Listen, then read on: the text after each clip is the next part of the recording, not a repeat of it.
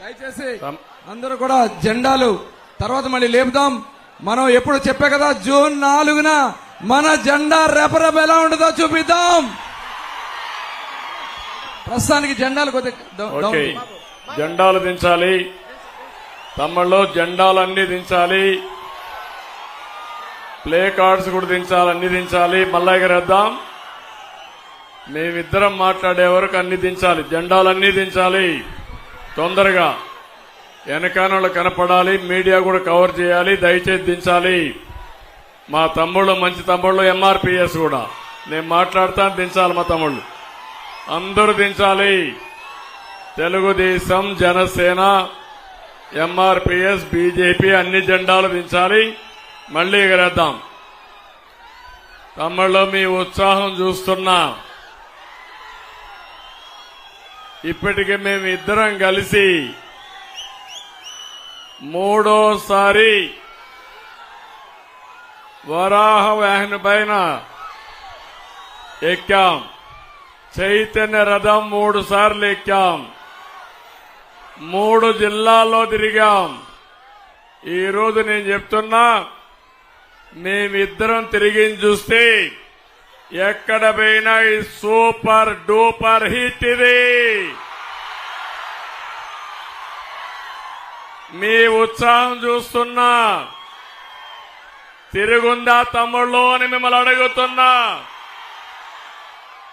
ఎవరైనా అడ్డుకోగలుగుతారా అని మిమ్మల్ని అడుగుతున్నా. సైకిల్ ఎక్కండి. జనసేన, తెలుగుదేశం, బీజేపీ జెండాలు కట్టుకోండి. గాజు గ్లాస్ చేతిలో పెట్టుకోండి. ఎవడైనా అడ్డం వస్తే తొక్కుకుంటూ వెళ్ళండి. ఇంకా ఏదైనా మాట్లాడితే, గ్లాస్ మీద దాడి చేస్తే తిరిగి ఆ గ్లాసుని ఏం చేయాలో చేసి చూపించమని మిమ్మల్ని అందరినీ కోరుతున్నా. ఈరోజు ఇక్కడికి వచ్చినప్పుడు పవర్ స్టార్ పవన్ కళ్యాణ్ గారు సినిమాల్లోనే హీరో కాదు, రాజకీయంలో నిజ జీవితంలో హీరో అయినటువంటి పవన్ కళ్యాణ్ గారు, నేను మచిలీపట్నం వచ్చినప్పుడు, బందర్ వచ్చినప్పుడు మచిలీపట్నం ఒక్కసారి గుర్తు చేసుకుంటే సాహితీ, సాంస్కృతిక, రాజకీయ రంగాలకు వేదిక కృష్ణా జిల్లా. దేశానికి మహామహులు అందించిన గడ్డ ఈ కృష్ణా జిల్లా. ఒక్కసారి స్వాతంత్ర సమర యోధుడు, జాతీయ జెండా రూపశిల్పి పింగళి వెంకయ్య. తమలో ఈరోజు దేశంలో జాతీయ జెండా ఎగరతా ఉందంటే అది మొట్టమొదటి ఎగిరింది కోనేరు సెంటర్లోనే ఎగిరింది తమ్ముళ్ళు. అది దీని చరిత్ర.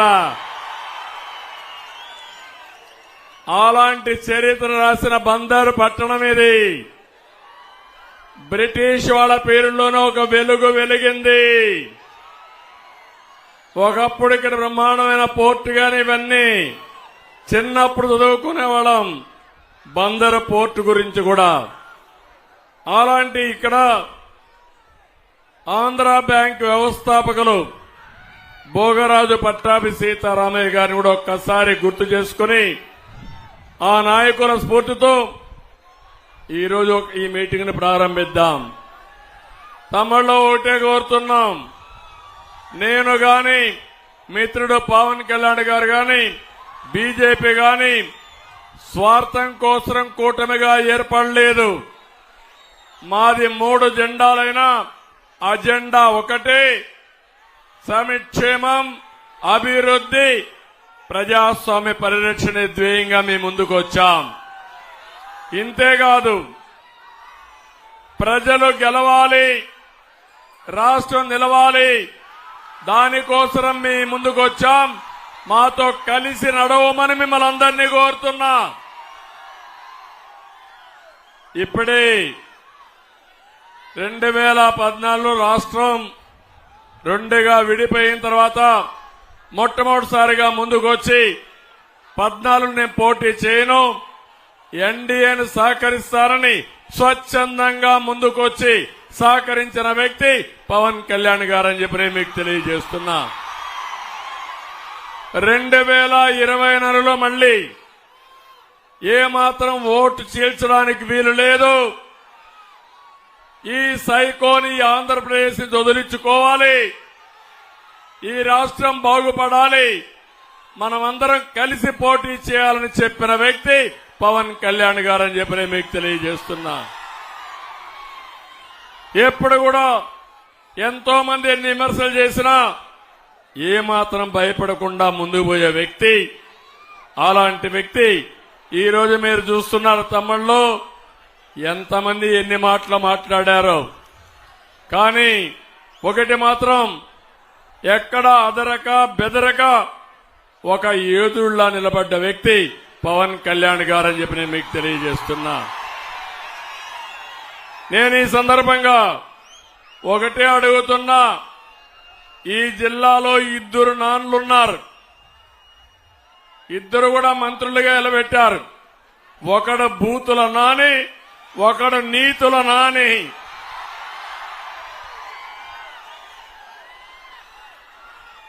ఇద్దరిని గురించి మీరు చూశారు. ఇక్కడున్నాడు ఈ నీతుల నాని. మాట్లాడితే చెప్పు తీసుకొని 2 చెప్పులు తీసుకొని కథలుగా చూపిస్తా ఉంటాడు.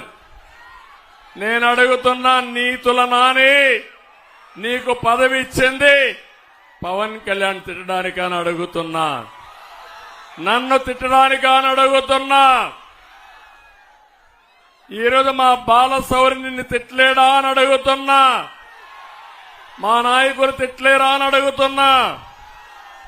నేను ఒకటే హెచ్చరిస్తున్నా, ఈ సైకో జగన్మోహన్ రెడ్డి ఒక్కొక్క ప్రాంతంలో ఒక్కొక్క సైకోను తయారు చేసి మమ్మల్ని అందరినీ మానసికంగా దెబ్బతీయాలని ఆలోచిస్తున్నాడు. కానీ మేము బుల్లెట్లకే భయపడిన వాళ్ళం వీళ్ళకి భయపడతామా తమ్ముళ్ళు అని మీకు అందరికీ చెప్పేస్తున్నా. ఈరోజు ఇక్కడ వారాహి నుంచి అడుగుతున్నా ఈ యొక్క నీతుల నానిని, అయ్యా ప్రతిరోజు నువ్వు మాట్లాడతావు, నేను ఒకటే నిన్ను సవాలు విసురుతున్నా. ఈ బందరికి ఏం చేశావో చెప్పే ధైర్యం నీకుందా నీతుల నాని అని సవాలు విసురుతున్నా. ఉందా తమ్ముళ్ళు? ఉందా తమ్ముళ్ళు? ఉందా మా ఆడబిడ్డలు? ఏమైనా చేశాడా అని అడుగుతున్నా. ఇలాంటి వాళ్ళు ఇప్పుడు మాట్లాడే పరిస్థితికి వచ్చారు. కానీ ఎన్ని నిధులు తెచ్చావంటే సమాధానం చెప్పడు, ఎంత అభివృద్ధి చేశావంటే సమాధానం చెప్పడు. కానీ ఎక్కడ చూసినా ముడుపులు మాత్రం ప్లానింగ్ లో లేఅవుట్లు ఇవ్వాలన్నా అవినీతి ఉందా లేదా, ముడుపులు ఉన్నాయా లేదా అని మిమ్మల్ని అడుగుతున్నా. ఇంకో పక్క మీరు చూస్తే బందర్లో బైపాస్ రోడ్లో నితీష్ అనే వ్యక్తి 150 కోట్లతో మాల్ కడితే మల్టీపర్పస్ నిర్మాణం చేస్తే ఎన్ఓసి ఇవ్వకుండా అడ్డం పడింది ఈ నీతుల నాని అని చెప్పి నేను మీకు తెలియజేస్తున్నా. ఇప్పుడే మిత్రుడు అడిగారు, భోగరాజు పట్టాభి సీతారామయ్య గారి మెమోరియల్ కట్టాలంటే ఎన్ఓసి ఇవ్వకుండా అడ్డం పడ్డారు. నేను చెప్తున్నా, మొదటి రోజునే ఎన్ఓసి ఇస్తాం, భోగరాజు పట్టాభి సీతారామయ్య గారి మెమోరియల్ కడతామని చెప్పి కూడా నేను మీకు తెలియజేస్తున్నా. ఈ రోజు ఇంకొక పక్క ఎక్కడ చూసినా కబ్జాలకు అడ్డు లేదు. తమ్మనవారి సత్రానికి 1000 గజాలుంటే ఎవడు కబ్జా చేశాడు తమ్ముళ్ళు అని అడుగుతున్నా. ఇంకో పక్కన రంగనాయక స్వామి గుడిలో ఉండే లింగాన్ని కూడా మింగేసి నీతులు చెప్తాడు ఈ నాని. ఇది కాకుండా ఇంకొక పక్క ఈయన ఇప్పుడే బాలశౌరి గారు ఒక మాట అన్నారు, ఈయన మళ్ళా గెలిపించిందని. ఆయన గెలవడు, ఇప్పుడు ఆయన పోయాడు, బుల్లి కిట్టు వచ్చాడు. ఇప్పుడు తమ్ముళ్ళు నీతులు నానిపోయి ఎవరొచ్చారు? దానికంటే కూడా ఒకసారి చూస్తే పెద్ద సైకో జగన్ రెడ్డి తిరుగుతున్నాడు. అక్కడ తాడేపల్లి ప్యాలెస్ లో ఉన్నాడు. పిల్ల సైకో ఇక్కడ కిట్టు ఒకడు తయారయ్యాడు. నేను అడుగుతున్నా మిమ్మల్ని అందరినీ, ఇక్కడే గంజాయి బ్యాచ్కి గాని, రౌడీలకు గాని, గొడవలకు గాని, సెటిల్మెంట్ గాని మొత్తం ఎవరు చూస్తున్నారు? తమ్ముళ్ళు ఈ కిట్టే కదా అని అడుగుతున్నా మిమ్మల్ని. వీళ్ళందరి నాయకుడు ఈ కిట్టవునా కాదా అని అడుగుతున్నా. ఇలాంటి వాళ్ళంతా చేసి ఆడబిడ్డల పైన కూడా అఘాయిత్యాలు చేసే పరిస్థితికి వచ్చారు. నేను అడుగుతున్నా, పేరుని నాని ముందు ఇటు సమాధానం చెప్పు. నీ నీతిని దానికి ఇక్కడ సిద్ధంగా లేవని కూడా హెచ్చరిస్తున్నా. తమ్ముళ్ళు ఈరోజు ఇంకొక విషయం మీరు చూస్తే మా తమ్ముళ్ళు చూపిస్తున్నారు. మందు బాబులు కూడా ఇక్కడ ఉన్నారు చాలా మంది. మీ బలహీనతను ఆసరాగా తీసుకుని 60 రూపాయల మద్యాన్ని ఎంత చేశాడు తమ్ముళ్ళు అని అడుగుతున్నా.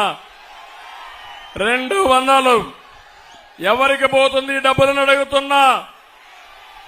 జగన్మోహన్ రెడ్డికి అవునా కాదా అని అడుగుతున్నా.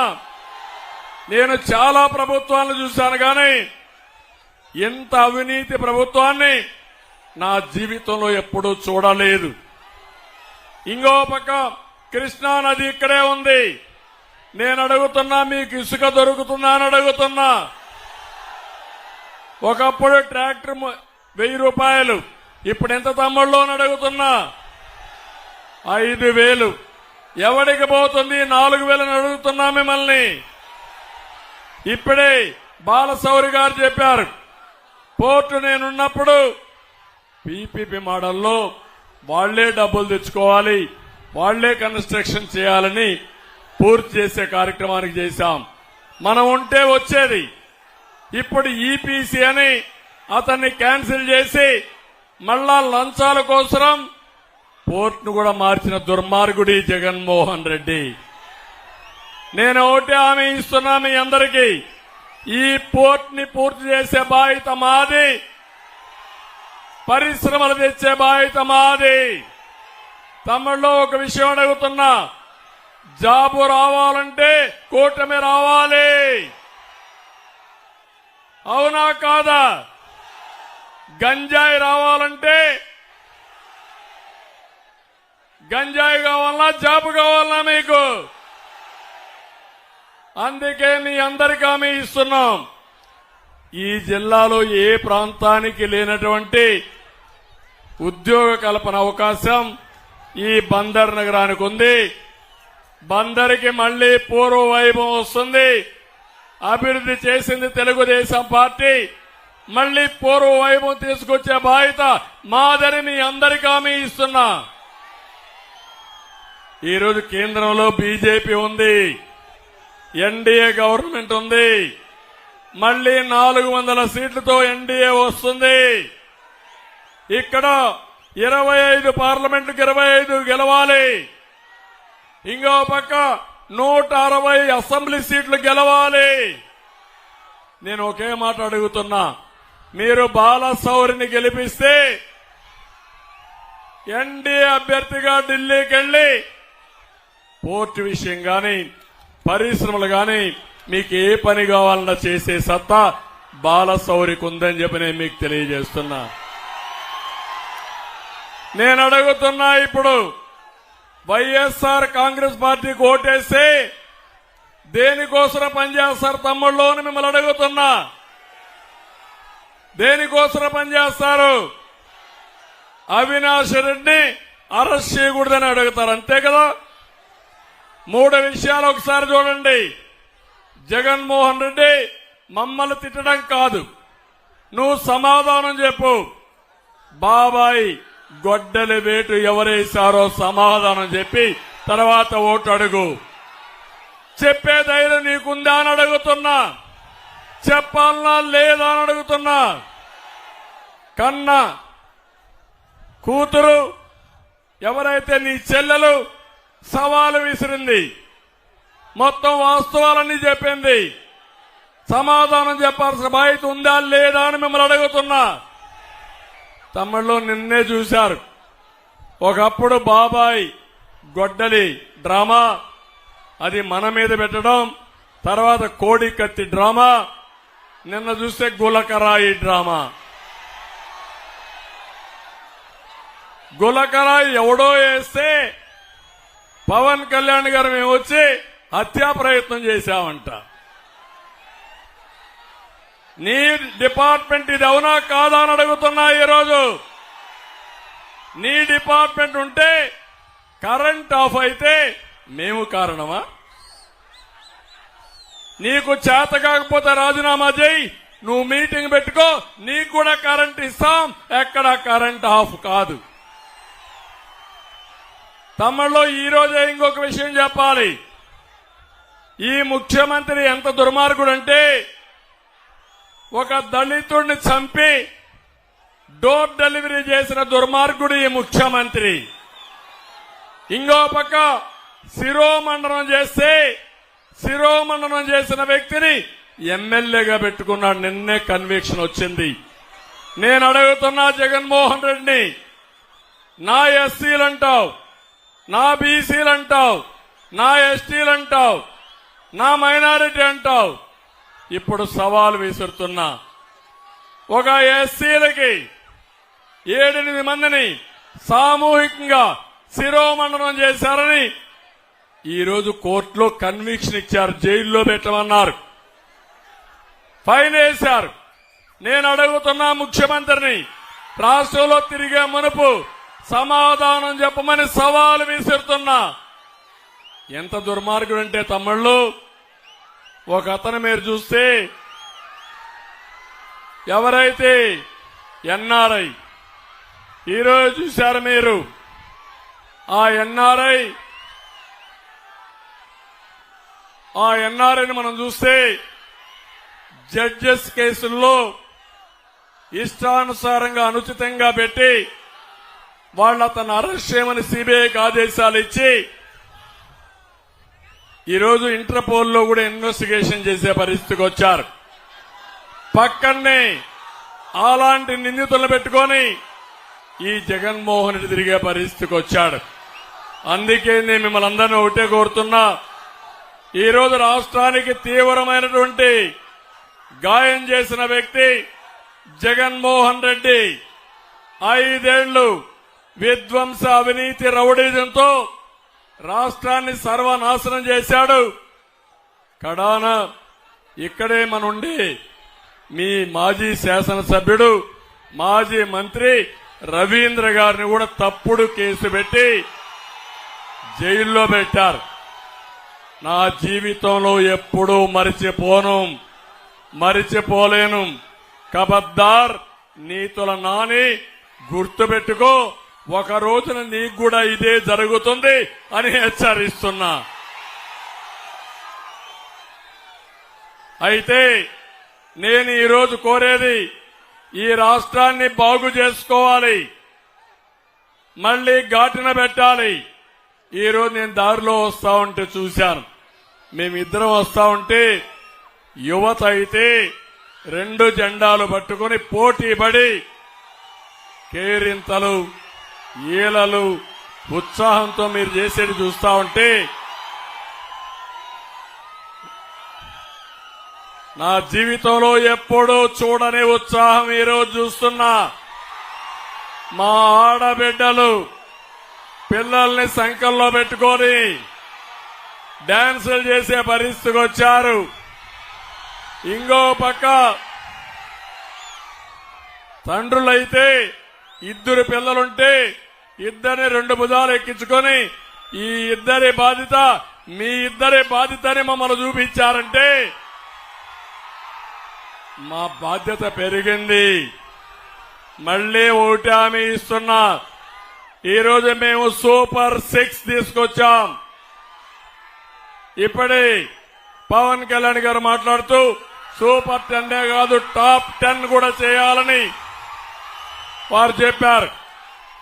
అదే మరి గవర్నమెంట్ ఆఫ్ ఇండియా పెద్ద ఎత్తున ఈరోజు ఎలక్షన్ మేనిఫెస్టో కూడా తీసుకొచ్చారు. నేను ఒకటే మీకు హామీ ఇచ్చేది, ఈరోజు మీ అందరికీ మళ్లీ ఇక్కడ 2 అభ్యర్థులు ఉన్నారు.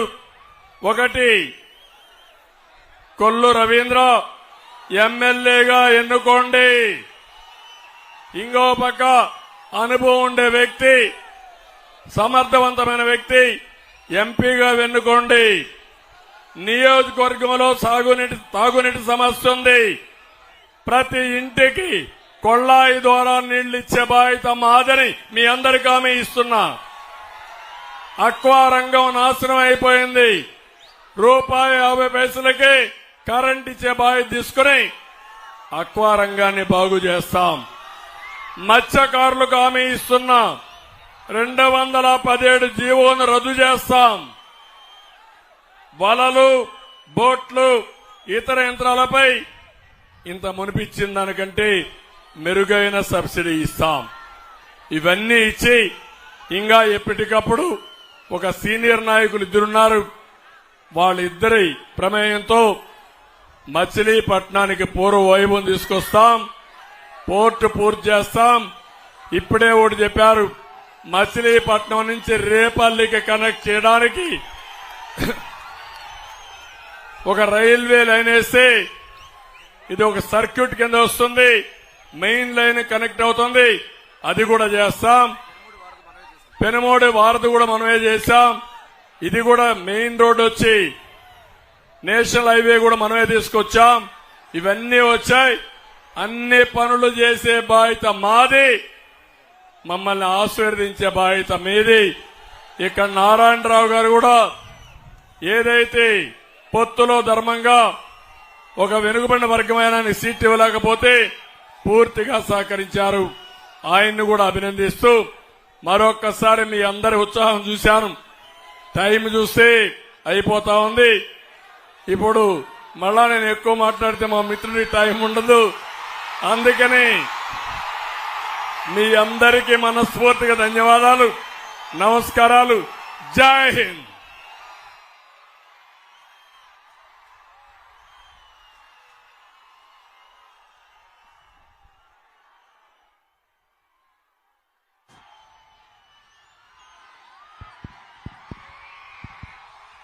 ఇప్పుడు మనం ఎప్పుడా అని ఎదురు చూస్తున్నా మన జన సైనికుడు పవన్ కళ్యాణ్ గారిని మాట్లాడవలసింది ఒకసారి గట్టిగా మనం అందరం కూడా స్వాగతం తెలియజేసి మాట్లాడవలసిందిగా కోరుతా ఉన్నాం.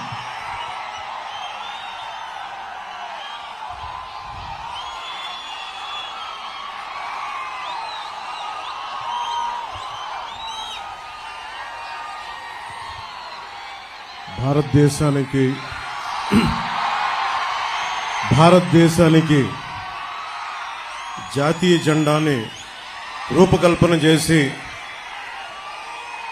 మనకి బందరికి అత్యంత పేరు తెచ్చిన స్ఫూర్తిదాత, స్ఫూర్తి ప్రదాత పింగళి వెంకయ్య గారికి పాదాభివందనాలు చేసుకుంటూ, నమస్కారాలు చేసుకుంటూ సభను ప్రారంభిస్తున్నాను. అలాగే నాకు ఇష్టమైన, మీకు చాలా మందికి తెలియకపోవచ్చు, ఇష్టమైన తత్వవేత్త ఉప్పలూరి గోపాలకృష్ణమూర్తి నా జీవితాన్ని చాలా ప్రభావితం చేసిన వ్యక్తి. ఆయన బందర్లోనే పుట్టారు. ఆయన పాద పద్మాలకి నమస్కరించుకుంటూ సభను ప్రారంభిస్తున్నాం. దారి పొడవుతా ఆడబిడ్డలు, యువతలు, తల్లులు, తండ్రులు, పెద్దలందరూ బిడ్డల్ని మరీ తీసుకొని స్వాగతం పలుకుతా, జయజయలు పలుకుతా చాలా ఉత్సాహంతో మాకు స్వాగతం తెలిపారు. ఇది మా రాజకీయ దురంధరుడు, 3 సార్లు ముఖ్యమంత్రిగా చేసిన వ్యక్తి, 4 దశాబ్దాలు సుదీర్ఘ రాజకీయ అనుభవం ఉన్న వ్యక్తి ఆయన. ఇది మా 3వ మీటింగ్. అది ఆయన ఒకటే చెప్తా ఉన్నారు, ఇంత ప్రేమ చూపిస్తా ఉన్నారు.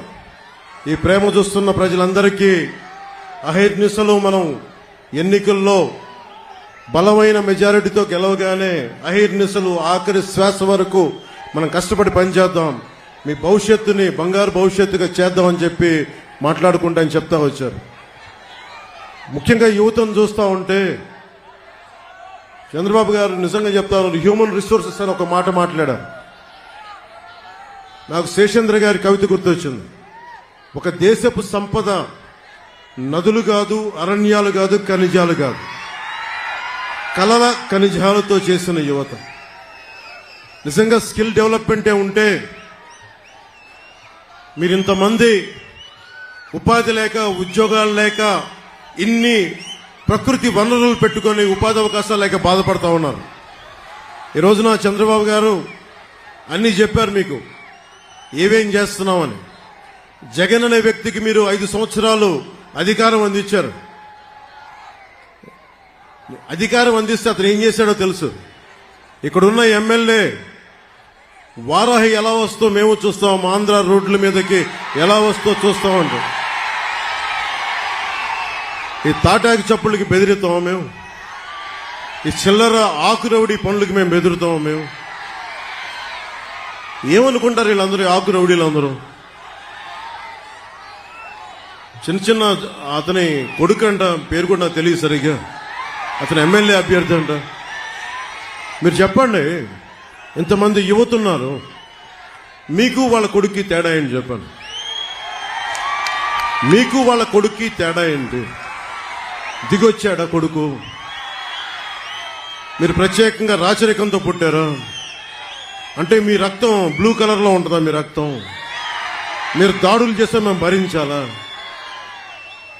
14 తెనాల్లో మాట్లాడుతా, జగన్ కి గాయం అయితే రాష్ట్రానికి గాయం అండి. మీకు ఒక్కరికి గాయం అయితే అది రాష్ట్రానికి గాయం కదా? ఇంతమందికి ఉపాధికి అవకాశం లేకపోతే గాయం కదా?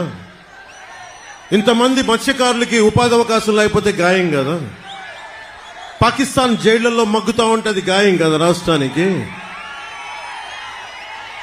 చేనేత కార్మికులు, కళంకారీ కార్మికులు రోడ్ల మీద పడి ఉపాధి అవకాశాలు లేక ఆత్మహత్యలు చేసుకుంటా ఉంటే అది రాష్ట్రానికి గాయం కదా? బాపట్లలో 15 ఏళ్ల అమర్నాథ్ ని అక్కడిని ఏడిపిస్తున్నారని చెప్పి బయటికి వచ్చి ఎదిరిస్తే వైసీపీ నాయకులు చెరుకు తోటలోకి తీసుకెళ్లి పెట్రోల్ వేసి కాల్ చేస్తే అది గాయం కదా? మీరు ఆలోచించండి. మీరందరూ ఇక్కడ ఉన్న ఆడబిడ్డలు, పెద్దలు అందరూ, రాష్ట్ర ప్రజానీకం అందరూ ఆలోచించండి. ఒక చిన్నపాటి వంట చేస్తున్నప్పుడే చిన్న నూనె చుక్క పడితేనే ఎంత బాధ వస్తామని తెలుసు. అలాంటిది 15 ఏళ్ల బిడ్డని తీసుకెళ్లి పెట్రోల్ వేసి కాల్ చేస్తే ఆ మంట అసలు మనం ఎవరైనా ఊహించగలమా? బాధను ఊహించగలమా? అలాంటి అది వదిలేసి ఇతని తలకి అతను కొట్టుకున్నాడో, ఎవరు ఇసిరారో అతనే, అదంతా మనకు మాయ ఎలా జరిగిందో తెలియదు. గోల గొడవ. మాకు ఇతనికి పనే? మాకు ఇతని మీద మాకు కూర్చోబెట్టి దాడులు చేయడానికి మాకేం పని లేదా? మాకు వేరే పనులు లేవా మాకు? అయినా మీలాగా క్రిమినల్సా మేము? అందరి మీద దాడి చేసే నీకు అసలు నీ మీద ఎవరికైనా దాడి చేయడానికి ధైర్యం ఉంటుందా? నువ్వు బతకనిస్తావా? నువ్వు సొంత బాబాయిన గొడ్డలతో అడ్డంగా నరికి చంపేశావు. నువ్వు ఆ నరికి చంపించిన వ్యక్తులను నువ్వు వెనకేసుకొస్తావు. ఇలాంటి వ్యక్తి అంటే కూర్చోబెట్టి కేంద్రం మెడలు ఉంచుతాడంట. కేంద్రం మెడల్ అంటే ఎవరు? నరేంద్ర మోడీ గారు. వెళ్ళి నరేంద్ర మోదీ గారితో మాట్లాడగలవా? సోనియా గాంధీ గారు స్పెషల్ కేటగిరీ స్టేటస్ అప్పుడు, రాష్ట్ర విభజనప్పుడు చిన్న ప్లే కార్డు పట్టుకోవడానికి నువ్వు దాక్కొని అంత పిరుకోడివి. నీకు ఒక దమ్ము, ధైర్యం, అంత ధైర్యం ఉందా మీకు? నేను మీకు ఒకటే చెప్తాను, మీరు ఆలోచించాలి మీ భవిష్యత్తుకి. దశాబ్దం నుంచి రోడ్ల మీద తిరుగుతా ఉన్నా. ఇంతమంది చిత్రకథా నాయకులు ఉన్నారు. మెగాస్టార్ చిరంజీవి గారు ఉన్నారు, రెబల్ స్టార్ ప్రభాస్, మహేష్ గారు, అల్లు అర్జున్ గారు, రామ్ చరణ్ గారు, జూనియర్ ఎన్టీఆర్ గారు, ఇలా ఎంతో మంది నాయకులందరూ ఏ రోజు కూడా చిత్ర పరిశ్రమని రాజకీయ పరంగా ఎవరు వేధించలా. ఇందాక అక్కడ బోర్డు చూస్తుంటే మనల్ని ఎవడు ఆపేదని ఒక బోర్డు ఉంది నాది. దేనికంటాం ఆ మాట? అంటే ప్రజాస్వామ్యంలో మాకు హక్కు లేదా? ఇక్కడున్న ఎమ్మెల్యేకి ఈ మాటలు కూడా మంచి రావట్లేదు, కొంచెం కోపాన్ని ఉంచుకున్నాం. ఇలాంటి ఆకురవుడీలకు మేము భయపడతామా? వారాహి ఎలా వస్తాం ఆంధ్ర రోడ్ల మీద మీరు తిరుగుతాం, మేము చూస్తామా? బెదిరిస్తారా మమ్మల్ని? మేము సుభాష్ చంద్రబోస్ స్ఫూర్తిని నింపుకున్న వాళ్ళం గుండెల్లో.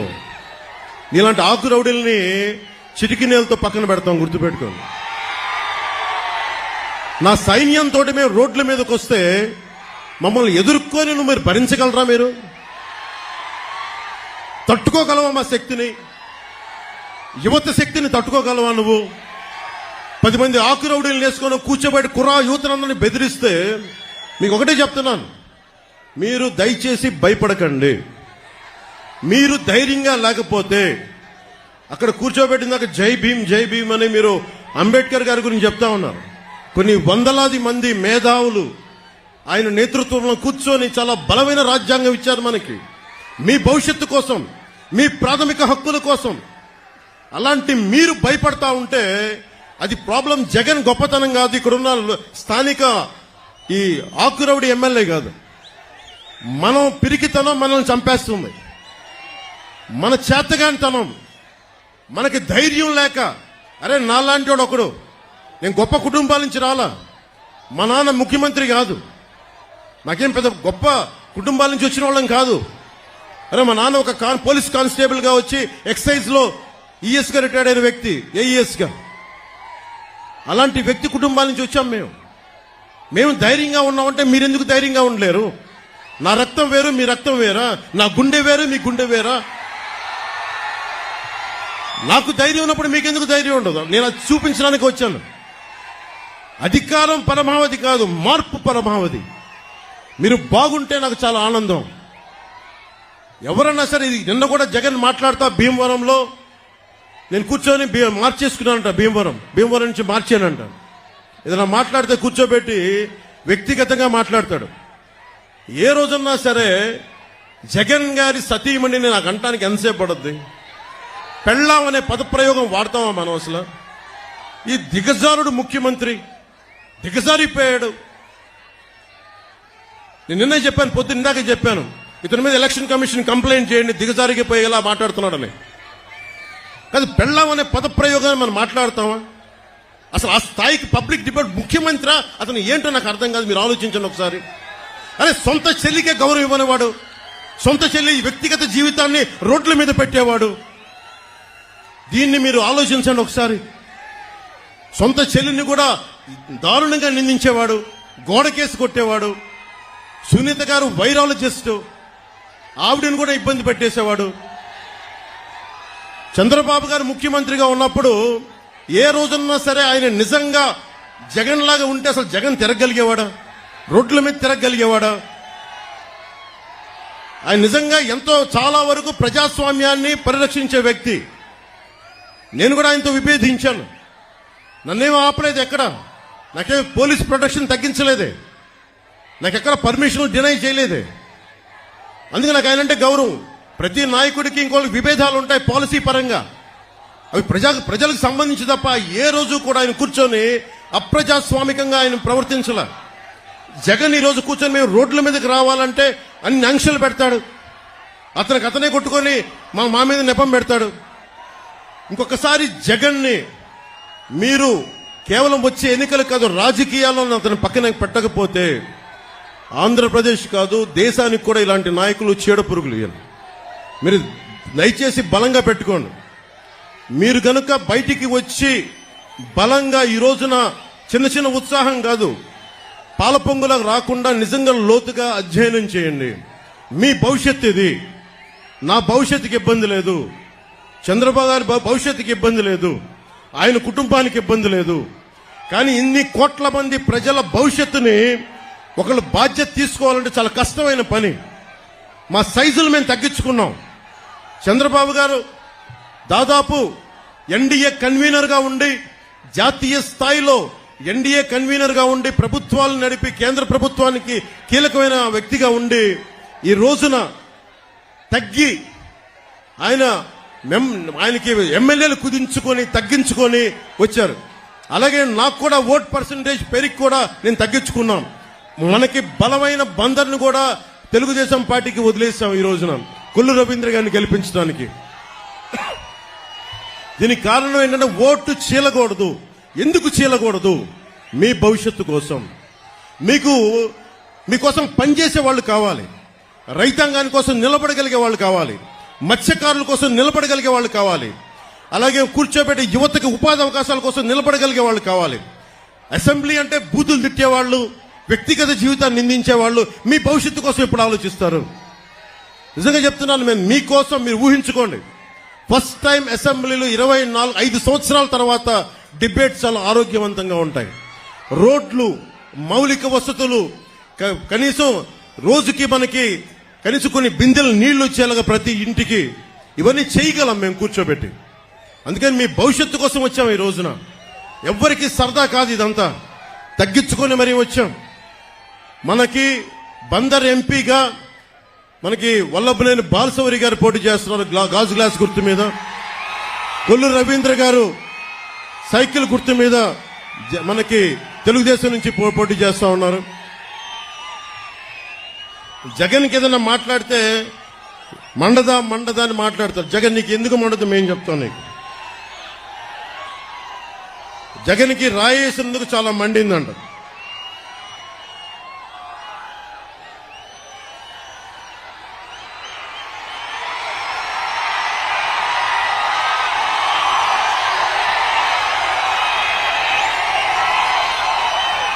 నీకు రాయి తగిలినందుకు ఎంత మండితే నీ పాలనలో ప్రజలకు ఎంత మండిందో చెప్తాం. పోలవరం రాకుండా చేసావు, ప్రజలకి మండదా? రాష్ట్రానికి రాజధాని లేకుండా చేసావు, ప్రజలకి మండదా? అంబేద్కర్ విదేశీ విద్యను ఆపేశావు, దళితులకి మండదా? 15 ఏళ్ల అమర్నాథ్ ని పెట్రోల్ పోసి చెరుకు తోటలో నాయకులు తగలబెట్టేస్తే వాళ్ళకి బెయిల్ ఇప్పించావు, దానికోసం ప్రజలకి మండదా? దళిత డాక్టర్ సుధాకర్ ని మాస్క్ అడిగినందుకు పిచ్చోని చేసి చంపితే అది ప్రజలకి మండదా?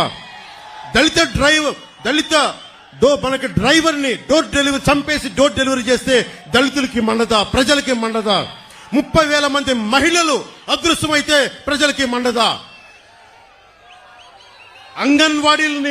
అంగన్వాడీ టీచర్లని కాల్తో తొక్కిస్తే ప్రజలకి మండదా? ఆశా వర్కర్లని అరెస్టులు చేయిస్తే ప్రజలకి మండదా? నిరంకుశతో నీ పాలన చూస్తే ప్రజలకి మండదా? అందుకే చెప్తున్నాం, కడుపు మండి ఉన్నారు జనం. ఈ రోజున అన్ని సర్వేలు దాదాపు 11 నుంచి 13 సర్వేలు మన ఎన్డీఏ కూటమి తెలుగుదేశం, జనసేన, భారతీయ జనతా పార్టీ 20 నుంచి 23 పార్లమెంట్లు మనం గెలుస్తున్నాం. జగన్ కి మొన్న అడుగుతా ఉన్నాడు, వై నాట్ 175, వై నాట్ 175 అంటున్నాడు. బందర్ నుంచి చెప్తున్నాం, వై నాట్ 15? 150కి వచ్చిన ఒక్కటి కొడితే 15 చాలు జగన్ కి, 15 చాలు జగన్ కి. మీరు ఆలోచించండి, మీ భవిష్యత్తు కోసం. కులాలకి దాటి జగన్ కులాలను లేపుతాడు. చంద్రబాబు గారి సామాజిక వర్గం చేత తిట్టిస్తాడు, నన్నేమో నా సామాజిక వర్గం చేత తిట్టిస్తాడు, ప్రతి ఒక్కరిని వారి కులాల చేత తిట్టిస్తాడు. ఇక్కడున్న ఈ ఆకు రౌడీ ఎమ్మెల్యేని అడుగుతున్నా, నేను నీ కులం అయితే నీకు నోరు అలుసా? నీకు మేము కాపు అని చెప్పి బూతులు తిడతావా? నువ్వు ఏమనుకోలేదు, బలుపు అనుకోవాలా? ఏమనుకోవాలి? వెళ్ళి నువ్వు ఊడిగం చేసుకో, అక్కడికి వెళ్ళి జగన్ దగ్గరికి వెళ్ళి ఊడిగం చేసుకో, కుక్క పిల్లలాగా కూర్చొని పాకు. మమ్మల్ని మాట్లాడకు, జాగ్రత్త. ఒళ్ళు దగ్గర పెట్టుకొని మాట్లాడు, ఎక్కువ మాట్లాడుకో. తమాషాలుగా ఉంది ఒక్కొక్కడికి, కడుపు మండదా మాకు? మర్యాదగా మాట్లాడతాం, మర్యాద ఇస్తాం, మర్యాద నిలబెట్టుకో. పిచ్చి వాగుళ్ళు వాక్కండి ఒక్కొక్కళ్ళు. మా కసులు లేక కాదు, ప్రజాస్వామ్య విధానాన్ని గౌరవిస్తాం.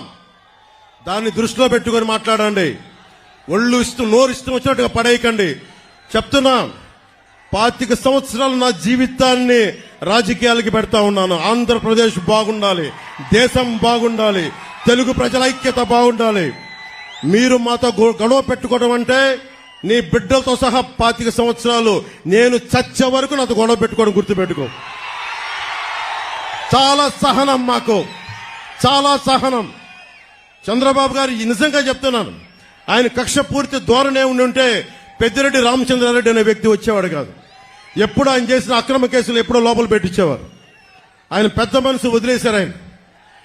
అలాగే చెప్తా ఉన్నాను ఈ రోజున, పెద్దిరెడ్డి రామచంద్రారెడ్డి గారు కానీ మిథున్ రెడ్డి గారు కానీ వాళ్ళకంట కూర్చోబెట్టి వాళ్ళ ఏరియాలో ఎవరు రాకూడదంటారు.